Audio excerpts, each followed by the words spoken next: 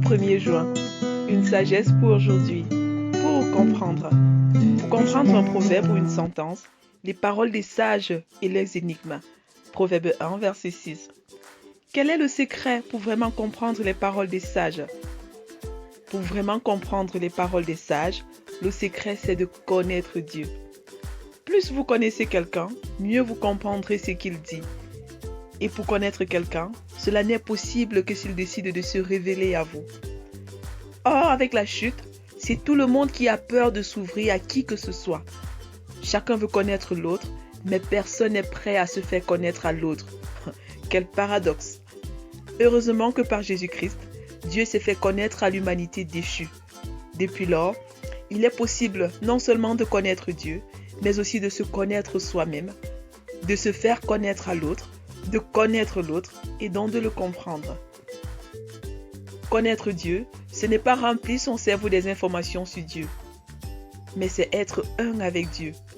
Paul a dit, « Ne savez-vous pas que celui qui s'attache à la prostituée est un seul corps avec elle? Car il est dit, les deux deviendront une seule chair. Mais celui qui s'attache au Seigneur est avec lui un seul esprit. » 1 Corinthiens 6, versets 16 à 17. Les sages sont ceux qui ont choisi comme but suprême pour leur vie, connaître Dieu. Paul pouvait dire, « Mon but est de le connaître. » Philippiens 3, verset 10a.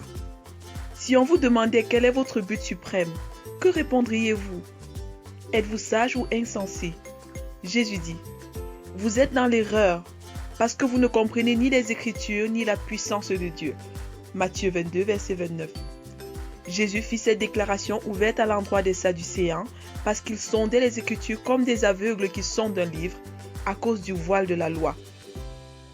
Or, en rejetant Jésus, c'est Dieu lui-même qu'ils rejetaient et se disqualifiaient ainsi pour comprendre sa parole. Vérité.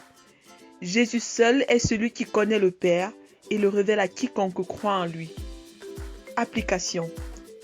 Faire de mon but suprême, connaître Jésus. Faire de ma priorité, comprendre sa parole. Bonne nouvelle. Or, la vie éternelle, c'est qu'ils te connaissent, toi, le seul vrai Dieu, et celui que tu as envoyé, Jésus-Christ. Jean 17, verset 3. Prions ensemble. Seigneur Jésus, révèle-toi à moi afin que je puisse te connaître et connaître le Père, pour t'aimer et obéir à ta parole. Amen. Lecture pour aujourd'hui. Somme 1 à 5, Proverbe 1, Job 22 à 24. Je vous souhaite un excellent début de mois de juin.